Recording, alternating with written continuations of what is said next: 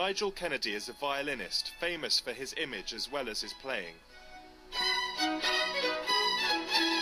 His repertoire ranges from Vivaldi and Bartók to Jimi Hendrix. I spent the day with him and his Orchestra of Life as they performed at the Birmingham Symphony Hall.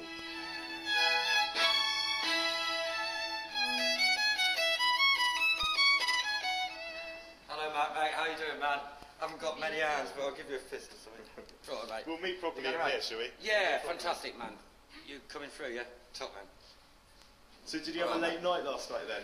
We done another one, yeah, man. It's dreadful, like, you know, doing the after-gig party the night before. It seems to be happening too much lately. So what's going on? What time did you actually get to bed? In the morning? I really don't want to be informed what time I finally went to sleep. It's better not known, you know, and kids don't try it at home. How do you manage going to bed so late and then performing? Well, let's just call it 99% perspiration, 1% inspiration. But it's great, you know, we've got an orchestra of energy from all the musicians around. That's the great thing about music live, is that it's a shared energy and it's a very positive force. So however bad I'm feeling, it's not going to last very long. 5 minutes into this rehearsal, things should be all right. And this is your Villa shirt? This is one of my Villa shirts. I've got 5 of them. People think I might stink, but I do not stink as bad as people think. Because I've got so many of his shirts, they all look the same. I think, man, he's got that shirt on again, but it's not. It's a clean one each day. Yeah. It's late afternoon and Nigel is joining his orchestra for a final run-through of some of the evening's programme.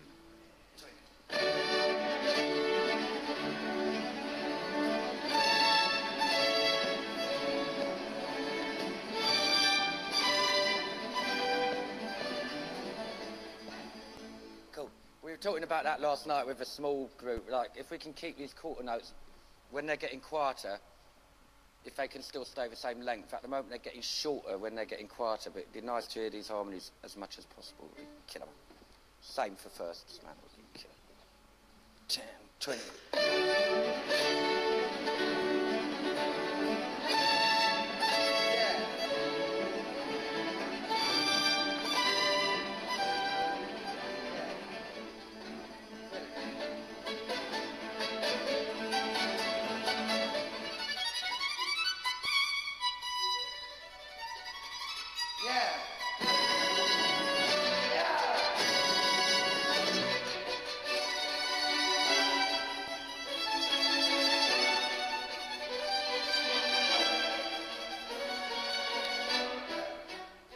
Classical music is a lot of benefit in it. Apparently plants grow better with classical music than any other type. Do you enjoy doing this, Nigel? Do you enjoy... No, I hate it. I absolutely hate it. It's the worst job I ever had, etc. I love it, yeah, man. There have been at least 2 sentences without swear words in it.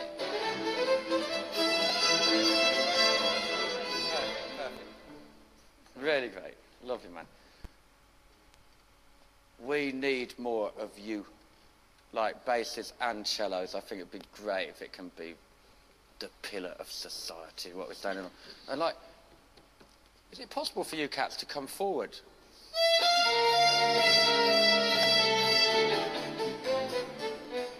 Okay, so the last 4 quavers, 8th notes, is subito meno mosso, in addition to which there will be a ritardando. So subito meno mosso by possibly 30% or something, you know.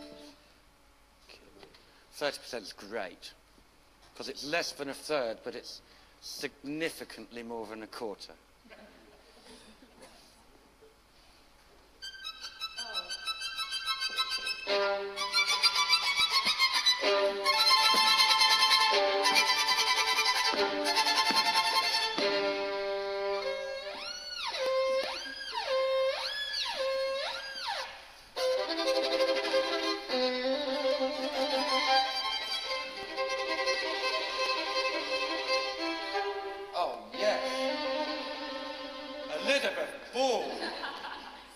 Do you try to bring new things to Vivaldi every time you do a concert, or every year, or how does it work? Yeah, I think every time you do a concert of any material, if it's not got something fresh in it, there's no reason for people to pay good money to leave home and spend all the time of that evening listening to the music. It's got to have something fresh to be worth hearing. So You know, all the great ones, you know. James Brown was never the same. He had his band, like, well organised. Miles was never the same twice, but he had his band superbly organised. Miles. Davis, yeah, and, like, we're trying to, like, get something, and I think we're getting very close to succeeding in having the organisation in the orchestra, which is, like, perfect, you know, technical approach, appraisal of the style, and the freedom, you know. You've got to have a bit of freedom. What happens now? We're going to rehearse another thing. Yeah, man. This one called Purple Haze by Jimi Hendrix. Yeah, top man. Cool. Nice one.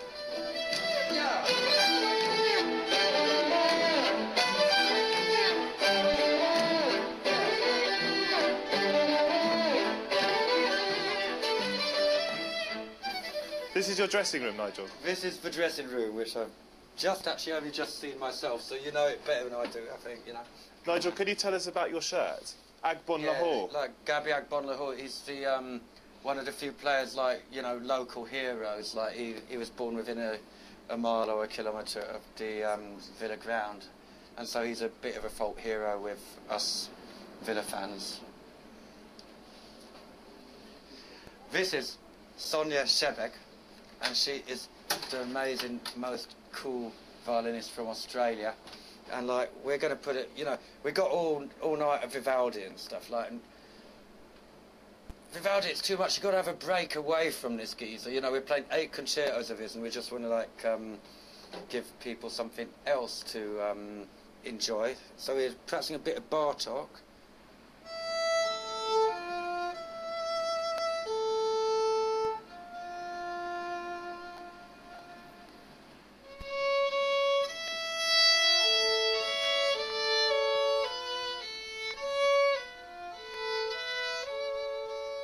Beautiful bag.